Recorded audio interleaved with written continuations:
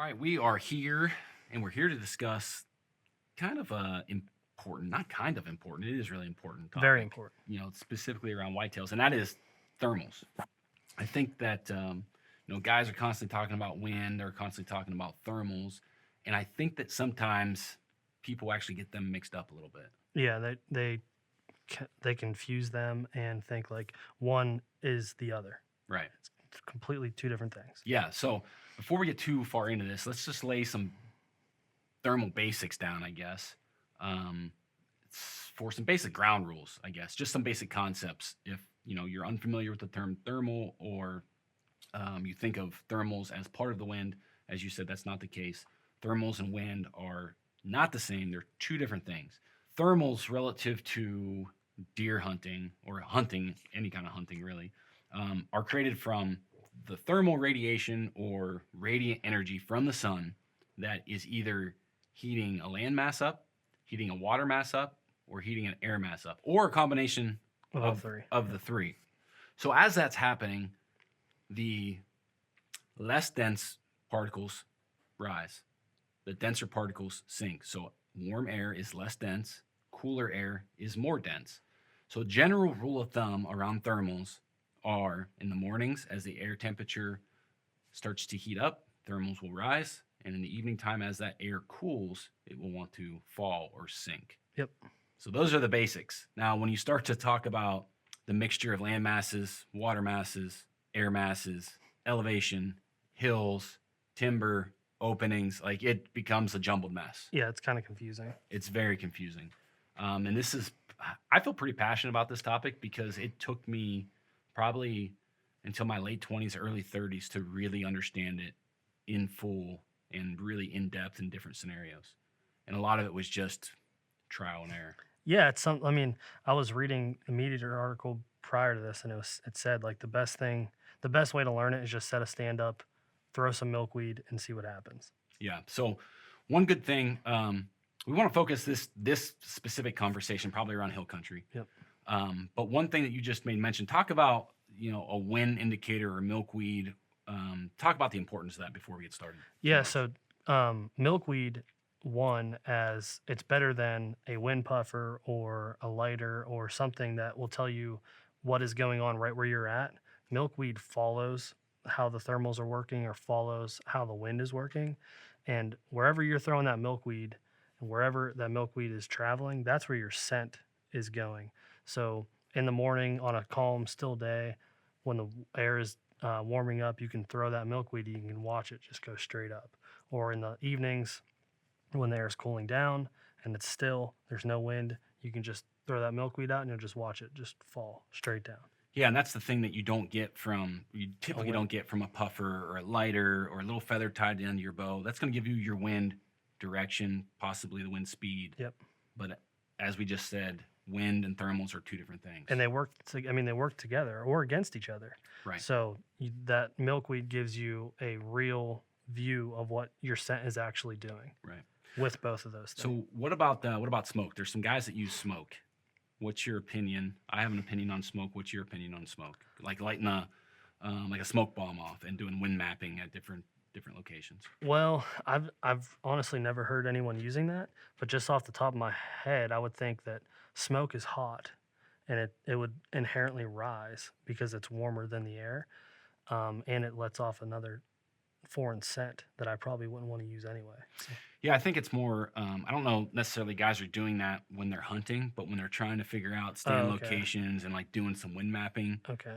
It's almost like wind scouting, I guess you could say. Yeah. I know a handful of guys that are pretty well respected that use that method. I don't have a ton of experience with smoke. My initial thought is the same thing. It's going to be hotter or warmer than the ambient air temperature, so it's inherently going to rise. But I think as that starts to stabilize, then I do think that you can get a reading of, how the thermals are going to act, specifically probably more in hill country or in broken timber, and watch that smoke settle or rise and move into different spots or in different parts of that environment. Yeah, but how long does it take to cool? Yeah. I don't know. Right. I would just rather just throw milkweed and watch it.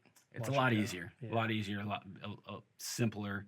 it's almost not instant gratification, but you're able to see in real time Yeah. what that stuff's doing with milkweed. So I agree 100%. I would prefer to use milkweed. One quick tip with using milkweed, I found that using more is better. Like if you try to minimize your use of milkweed and just throw like one little strand or two little strands, one they'll get cut up on things. I like to use a lot, and I'll take it and just like kind of blow it around and just watch where everything goes. And you'll see sometimes where it'll catch a tree or it'll come around a bend, and some milkweed will go up because it didn't hit that, and some will go a different direction. So you can kind of see exactly in one picture where your scent's going. Yeah, that's a pretty good tip. You know, I know exactly what you're saying when you drop one flyer at a time or two flyers at a time. They get hung up in brush, or they catch a certain air current, whether it's the wind or a thermal, and they go around a particular object, whether it's a tree, whether it's a drainage, whatever the case is. Yeah. And I think you do get a more accurate depiction of what your scent cone's doing if you're dropping multiple. Yeah, use a lot of it. Yeah. Okay, well, let's get in it. I think we're going to kick this thing off and talk about hill country, and hill country as in like relative to whitetail hunting. Yeah. Not necessarily. I think when you get into some higher elevation stuff with Western big game hunting, it kind of opened my eyes to how different, not necessarily different the thermals are, but how they can change at different elevations. They're a little more inconsistent, but yet they're a hell of a lot stronger. Yeah, they're less stable. Yes, less stable stable is the right word. Yeah, less stable. Relative to whitetail hunting, we're talking about, elevation changes, let's just say 200 to 1,000 feet. Okay. Because I think less than 200, now you probably still have some thermals around 100 feet probably if you're consistently up and down 100 feet. But I think when you get into those rolling scenarios where the terrain or topography is less aggressive, I think you still have thermal settling probably in the evenings, but the rise and fall are not as big of a deal probably. It's more predictable. Much more predictable. Yeah. So what we've done here is basically compiled a list of questions from some guys here at the office, some guys that are well-versed in hill country, some guys who have less experience in hill country. And we're just going to try to break down each question and pinpoint specific scenarios to give the best example of useful information per each question. Okay. Yeah. I'll ask you the first question. Sure. And we'll start from like more basic scenarios, and then we'll work into more deeper thoughts. Okay. So the first question: how do thermals work in bottoms? In bottoms. So bottoms are tough because, or can be tough depending on how big they are. So if you're in a very narrow bottom with, steep banks, like you have a steep slope here, and it's a very narrow bottom, thermal's going to act a little bit different if you're in a big wide bottom that's 200 yards wide. But generally speaking, thermals are going to settle in that bottom in the evening time. Yep.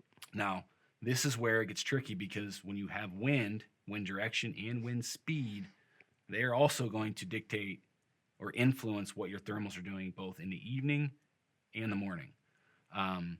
But again, the general rule of thumb is in the morning, the thermals are going to rise. Like if you get a low pressure day, a high pressure day, you want a high pressure day, minimal wind speed. So it's calm, high pressure, bluebird day after a front rolls in. Everybody wants to hunt that front on the backside, the high pressure day. If you get into a bottom in that scenario, you're going to experience pretty good thermal lift where the thermals are going to just draw straight up. Now that doesn't happen first thing in the morning. I think this is one of the things that people get confused or have a false sense of security, that they think they can go in and hunt a bottom in the morning because as soon as the sun comes up, their thermals are going to rise. That doesn't happen instantly. No, it takes a while for it to heat up. 100%. Now it's different in kind of every scenario, but basically you have to wait till the sun is hitting that landmass to warm that air up before it's actually going to start lifting. Yep. And the same thing in the evening time, as that sun goes down and that air starts to cool, and it's going to settle down into that bottom. That explains it pretty well. Now, when you're talking about like, okay, let's think of like how those thermals are working in the bottoms. When is it a good time to hunt a bottom versus when is it a good time to hunt a top? Well, taking wind out of the scenario. Yeah, we're just talking thermals. Just thermals. You can hunt, in my opinion, you can hunt thermals on those high pressure days after front where you're going to have thermal lift. So you can hunt those in the mornings. You're not worried about swirling winds because Yep. the wind's calm. That's when you'll get that a lot. Right. So you'll have high pressure morning, hunt them in the morning. In the evening time, it becomes next to impossible unless you have other features there, because everything's going to settle in the bottoms in the evening time. Now, you say the evening, or I say the evening, but that's really like the last 40 minutes of the day of the hunt. Yeah, when you're going to get the biggest thermal change is when you get the biggest temperature change. Mhm. So if this this is something that it took me a while to kind of figure out too. But if you're looking at your hourly forecast and you don't have a big temperature change through the evening, you're going to have less of a thermal effect, even though that sun is dropping, but the air is staying consistent. You're going to have less of a thermal effect. So when you're talking about evenings, don't just think like, oh, I can't hunt a certain area in the evenings because of the thermals. You have to consider the air temperature. So if you're looking at the forecast and say it's 70 degrees at 6 p.m., it gets dark at 8 p.m. it's 64. You're not getting a big temperature change when the sun goes down. So your thermal pull is not going to be as strong compared to when it's 55 degrees at 5 o'clock, it gets dark at 6 and it's 40 degrees, then you'll be able to feel the thermals cooling, the air cooling, and everything start to drop. So that's something to keep in mind too. Well, typically, to add to that point, when you have that big temperature drop throughout the day, most of the time there's going to be a front probably pushing through, which is going to have some wind speed to it, some wind direction. So it changes a little bit. In the bottoms, you have to take into consideration: are you around water? Are you in an opening? Are you near dark timber? Because as that air starts to change in dark timber versus an opening, thermals will pull or lift, sink or rise around the vegetation and the habitat that you're in. So, this bottom example that we're talking about we're speaking on some pretty basic generalities. Yeah, you have to. I mean, it's impossible to cover every possible scenario. But. Absolutely. But again, as we work through some of these other scenarios, keep in mind those other land features, water features, habitat features, topography, all of that is going to come into play on each scenario. Okay. Well, I think that explains that one. Let's go to the next question. This is a little bit more in-depth question. When hunting hill country, which way would the thermals be pulling scent in the morning when hunting halfway up the hill on a point with a deep valley to one side? Okay. That's a pretty good question. And I think depending on which way that slope is facing is going to significantly influence what the thermals are going to do. Because of the sun. Okay. Yeah. So I can give an example of hunting maybe not halfway, but slightly lower than half, like you're between the bottom 1/3 and the middle portion of that ridge, where you're almost in a bowl facing, it'd be northwest, and the thermals still dropping largely throughout the morning, later than it normally would, because again, we're in a very steep, aggressive terrain, very narrow bottoms, almost like a V. So it's straight up, straight down, straight up, straight down. And the thermals are pooling there later into the morning than they normally would. Now that's again facing northwest. So that hillside is not getting a lot of sun. You're in a steep ridge where that opposite ridge that's facing east on the other side of the bottom is getting all the sun. So that air is drifting or pooling up that side. The ridge that I was sitting on is actually pooling down across the bottom and then up the top. I think that's I've hunted that spot with you, and it's just crazy. It is crazy. You'll be throwing milkweed at 1 p.m. and it's still dropping sometimes. Yeah. And you're like, what is going on? But when you think about the advantage to a deer to cruise like a bench on that bottom there, oh my God, it's almost impossible. That's why that spot works. Yeah. Yeah. We were talking about this a little bit before we started recording, but that at what point you are in that hill, whether you're on the upper 1/3, the middle, or the bottom, is also going to greatly affect how those thermals react. If you're up on the upper 1/3, it's going to react different than if you're on the bottom or if you were in the middle. Speak on that a little bit. Okay. Before we get into that, I just want to give the example of that same example halfway up on a eastern facing slope or a southeast facing slope. Okay. Obviously as the sun rises, it's going to hit that side of the hill Earlier in the day. So the air temperature, the land mass is going to heat up, the air is going to heat up, and then you're going to have that thermal lift or that thermal rise. And I think in hill country, a lot of the times the thermals will go up to a certain point, and then they'll start to follow the contour of how the land is actually laying. So they might not always, again, wind comes into this, and the vegetation that you're in comes into this. But in timber, as the air starts to rise, typically it's going to follow the slope of the hillside that you're on. If you're in an opening, I think that it's probably going to gravitate out towards the center of that opening where the sun has the most direct influence on the air, and then you're going to go straight up. Yeah, that's a good point.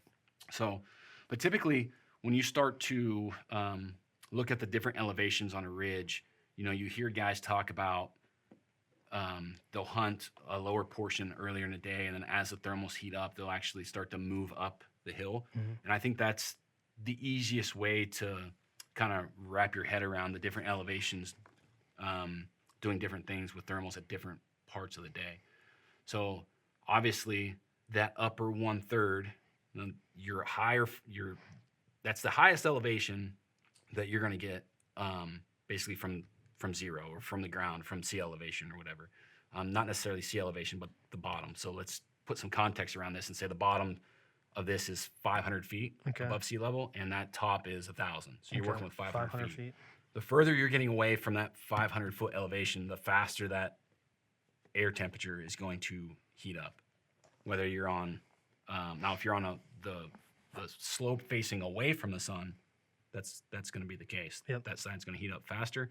And depending on what the wind's doing, you might get some tumbling there. Yeah. Which Dan and a lot of guys talk about a thermal tunnel. Yeah. And that's basically what it's creating on that upper, on that upper 1/3 as the thermals start to rise. You can have wind or thermals coming across the top, and then you get a tumbling effect where those two air currents are kind of hitting each other. Which makes great buck bedding opportunity. Yeah, that's why a lot of times you'll find a lot of sign on that upper 1/3. It's also can be hell to hunt in certain scenarios. It can be tough. Going back to that example of hunting lower, kind of in the mornings and kind of hunting your way up as the thermals change. There's guys that speak on that and have had some success with that. I've never been one to do that personally. You'd have to do it. I mean, it's also going to depend on how much elevation change you have and how much you're changing elevation. But those scenarios are going to happen so quickly. Yeah, in my mind, from my experience, you're working with under an hour from sunup probably. Yeah. Depending, again, which way the ridge is facing or which way the slope is facing. But it can even be a little faster than that. Once the air temperature starts to heat up kind of at that first elevation, it's going to exponentially increase or decrease in the time that it takes those thermals to start rising. Yeah. I think we talked to Heath Cisco about that. He's one of the guys that does that. And he was talking like 15 or 20-minute sets. Yeah. It's a lot of work to set up for 15 minutes if you're... Yeah, I mean, if you're hunting from the ground or something, I could see that being something that you keep in the back of your mind. Okay, the thermals are going to treat me different as I work myself up. Mm-hmm. But, I don't think... That's something that I don't have any experience with because hanging a set for 15 minutes, tearing it down, I'd run out of time setting up by the time that thermal would change. Right. So, yeah. I think let's tackle 2 more questions. Where do you prefer to hunt evenings with thermals dropping? I think the concept here is pretty basic. You want to be below the deer. Mm-hmm. So whatever elevation that is, you want to be below them. Yep. I mean, I think that's the easiest, basic way to answer that question. I think there's times where you can be above them as long as your scent cone is going the opposite, over the top or the opposite way, depending on what the wind is doing. But the general rule of thumb doesn't change. Like you want to be below them. You got in a situation like that in Wisconsin where you were worried about. Yes. If you stayed on this side of the hill, your thermals would pull down the opposite side of the valley. Yeah. But if you went a little bit further, your thermals would start dropping down to where the deer were traveling. Yeah. So that's one of those scenarios where you were above them, mm-hmm. but you were out of bow range mm-hmm. because your thermals were pulling down the opposite side from them. But in order to have killed those deer, you would have had to be below them. Right. Yeah, that example is like a finger point coming down off of a ridge. And whatever side of the point that you're on, typically your thermals are going to pull down on that side. And that example was I was on the opposite side with my thermals pulling down, but the deer were on the other side of the point, which there was no way for me to be, in my mind, there was no way to get over there without any predominant or prevailing wind doing something with my scent cone, because the thermals were just going to settle down in that bottom and I would have got busted. Yep. Okay. One more question here. In the rut, all day sit, do you only have to worry about thermals in the morning and the evening in hill country? As long as you're not worried about, as long as you're not set up near water, and if you're in some type of, I'm going to call it like monotonous habitat where you're not around any big openings and there's no big weather or front change, I would lean towards yes, but I don't think that's an absolute. I think that I'm always monitoring what they're doing. But generally speaking, yeah, they're going to rise again, back to the basics. Like, they're going to rise in the morning and fall in the evening. So I think that you can, like, for an all day sit, you can basically bank on that, again, without considering other land masses, water masses, and weather or wind changes. Would you agree or do you disagree? No, I agree with that. I think that's something that you all day sits are tough with where you want to be set up, because in that first 45 minutes, first hour, last 45 minutes, last hour, that's when you're going to have that change. And there's not a lot of places you can be where you can get away with being in that area. Right. So the question was like, how do you use thermals when hunting in the rut? And my thought process on that, taking that as an all day sit, is you would have to be in one area in the morning and one area in the evening to be able to get away with it. Yeah. I mean, to be in one tree the entire day is really, really hard. Like, more than likely, it's going to be wrong for One of the other. Yeah, The first 45 minutes right. or the last 45 minutes, you're going to get busted. So I think you have to keep in mind your setup in that area or on that day, where you want to be the first half of the day, where you want to be the last half of the day. Yeah, and it might only be 50 yards difference or 20 yards. Like the example you gave in Wisconsin, I was 40 yards. 40 yards would have made the difference there. So It's not always, half a mile or 100 yards away. So I think that's a wrap on the basic thermal content in hill country. If you guys want to find out more about water and different openings, timber stands, different types of habitat, you're going to have to check out the next piece of content geared around thermals.